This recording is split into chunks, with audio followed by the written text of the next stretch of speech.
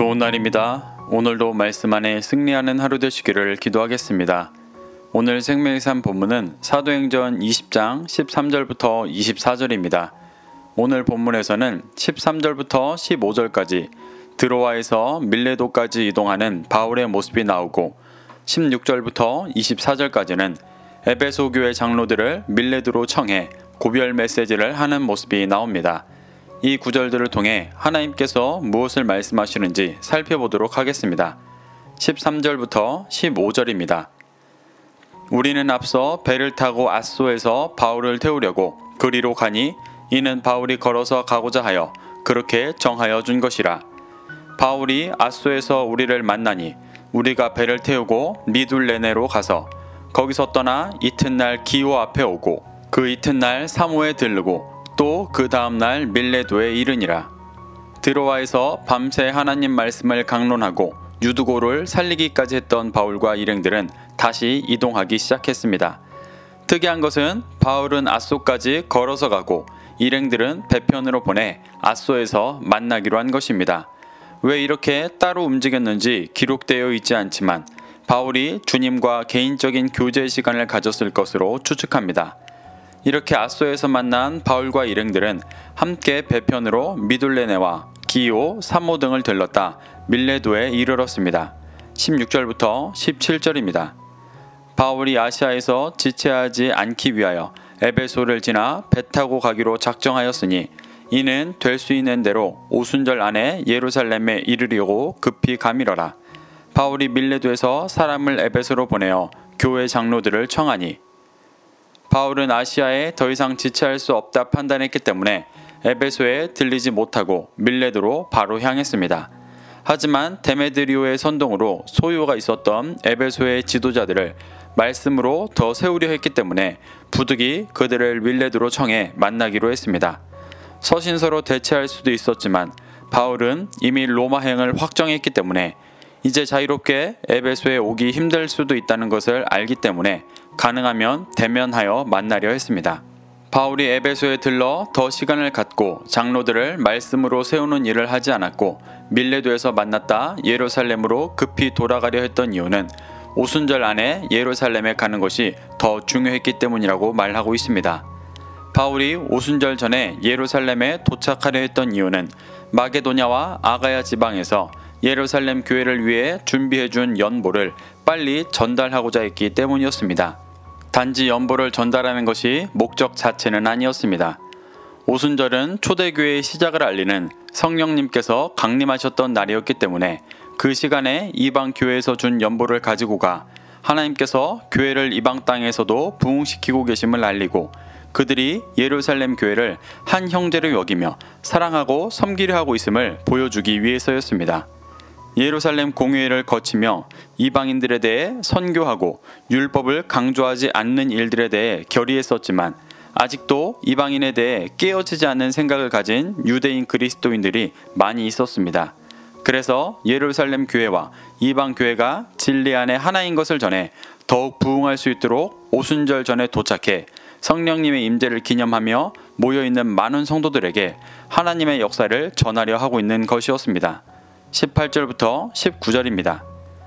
오매 그들에게 말하되 아시아에 들어온 첫날부터 지금까지 내가 항상 여러분 가운데서 어떻게 행하였는지를 여러분도 아는 바니 곧 모든 겸손과 눈물이며 유대인의 관계로 말미암아 당한 시험을 참고 주를 섬긴 것과 밀레도에서 만나기를 청한 바울의 부름에 에베소 교회의 장로들이 응답해 왔습니다.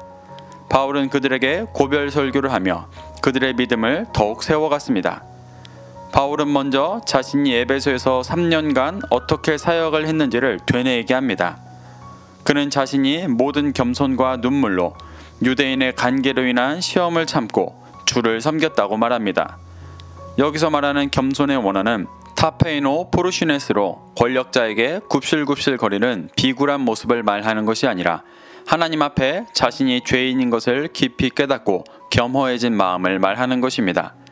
예수님께서 마태복음 11장 29절에서 자신에 대해 겸손하다고 표현하셨는데 그 단어에서 유래된 단어이기도 했습니다. 바울은 예수 그리스도의 겸손한 마음을 품어 그의 길을 쫓아 복음을 전하는 삶을 살았음을 에베소의 장로들에게 도전하고 있는 것입니다. 바울은 복음을 전하는 과정에서 많은 눈물을 흘렸습니다. 고린도후서 2장 4절을 보면 성도들을 향한 걱정과 넘치는 사랑으로 복음을 전했던 그의 중심을 잘 표현하고 있습니다. 에베소의 장로들에게 이 마음이 심겨지기를 바라며 전하고 있는 것입니다. 또 바울은 유대인들의 간계로 말미암아 당한 시험을 참고 주를 섬겼습니다. 이 삶은 이미 예수님께서 살아가셨고 예언하셨던 삶이며 비진리로 가득한 곳에서 진리를 전할 때 받을 수밖에 없는 환난의 삶이었습니다. 우상 숭배가 만연한 에베소에서는 더욱 그러한 일이 일어날 가능성이 컸기 때문에 장로들이 그로 인해 지쳐 넘어지지 않고 힘을 내어 전할 수 있도록 도전하고 있는 것입니다. 20절부터 21절입니다. 유익한 것은 무엇이든지 공중 앞에서나 각 집에서나 꺼리낌 없이 여러분에게 전하여 가르치고 유대인과 헬라인들에게 하나님께 대한 회개와 우리 주 예수 그리스도께 대한 믿음을 증언한 것이라. 20절에서 말하는 유익한 것은 복음을 말하는 것입니다. 죄로 인해 죽을 수밖에 없는 이들에게 영원한 생명을 얻게 하는 구원의 복음을 전하는 것이 유익한 것이고 그들을 돕는 것임을 말하는 것입니다. 바울은 자신이 전하는 복음에 대해 이러한 확신을 가지고 있었기 때문에 공중에서나 각 집에서나 꺼리낌 없이 여러 사람들에게 전하여 가르쳤다고 말합니다. 바울은 에베소의 장로들의 중심에 자신과 같이 복음을 유익한 것으로 여기며 죄로 인해 죽을 수밖에 없는 영혼들을 향해 나아갈 수 있도록 도전하고 있는 것입니다. 그리고 바울은 유대인과 헬라인들에게 하나님께 대한 회개와 그리스도께 대한 믿음을 증언했다고 말합니다. 모든 사람이라고 말하지 않고 유대인과 헬라인을 구분해서 말한 이유는 앞서 말했던 것과 같이 기독교를 주로 박해하는 이들이 유대인들이었었는데 에베소 사람들이 그들을 미워하지 말고 모든 이들에게 동일하게 하나님께 대한 회개와 그리스도에 대한 믿음을 증언하기를 바랬기 때문이었습니다. 바울은 이렇게 에베소의 장로들에게 자신이 했던 것과 같이 예수님의 마음을 품고 어떤 상황과 환경, 핍박 속에서도 죽어가고 있는 영혼들에게 유익한 복음을 전할 수 있도록 지도하고 있습니다. 22절부터 24절입니다. 보라, 이제 나는 성령에 매여 예루살렘으로 가는데 거기서 무슨 일을 당할지 알지 못하노라. 오직 성령이 각 성에서 내게 증언하여 결박과 환난이 나를 기다린다 하시나 내가 달려갈 길과 주 예수께 받은 사명 곧 하나님의 은혜의 복음을 증언하는 일을 마치려 하면은 나의 생명조차 조금도 귀한 것으로 여기지 아니하노라. 바울은 자신이 성령에 매여 예루살렘에 가는데 그 길에 결박과 환난이 자신을 기다릴 것이라고 말합니다.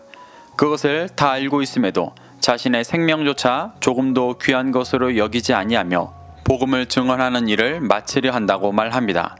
자신이 생명을 잃든 어떤 결박과 환난이 있든 성령님께서 인도하시는 길을 쫓아 오직 복음을 증언하는 일을 완수하는 것에만 몰두되어 있는 바울의 중심을 잘 보여줍니다. 바울이 이러한 자신의 중심을 나누는 이유는 자신이 그만큼 대단한 사람이라는 것을 보여주기 위함이 아닌 오직 성령에 매여 구원을 이루어가는 삶을 에베소 장로들에게 보여주고 도전하기 위함이었습니다. 어떠한 상황과 환경이 닥쳐도 그리스도인으로서 바울과 에베소의 장로들이 해야 할 일은 오직 복음을 전하는 것임을 그들 안에 심겨주고 있는 것입니다. 바울은 이것이 예수님의 길을 쫓아 구원받는 유일한 길인 것을 믿었기 때문에 사랑하는 이들에게 가르치고 있는 것입니다. 사랑하는 성도 여러분, 바울은 3차 선교 여행을 마무리하고 돌아가며 3년간 사역했던 에베소의 장로들을 불러 마지막으로 당부하고 도전하고 있습니다. 성령에 매여 오직 복음을 전해 영혼을 구원하는 일에 자신의 전부를 들였던 바울은 에베소 장로들이 어떤 상황과 환경, 핍박 속에서도 자신과 같은 중심을 갖기를 바라며 간절한 마음으로 가르치고 있습니다. 그것이 유일한 생명의 길이요 구원의 길이었기 때문입니다. 우리도 바울의 가르침을 교훈삼아 그와 같이 성령에 매여 복음을 전하는 삶을 살아가게 되기를 소망합니다. 이것은 열심히 하는 그리스도인들만 하는 것이 아니라 모든 그리스도인들의 사명임을 기억하며 유익한 것을 모두 함께 나누게 되시기를 축복합니다. 오늘도 이 말씀을 심령에 새겨 승리하는 하루 되시기를 기도하겠습니다.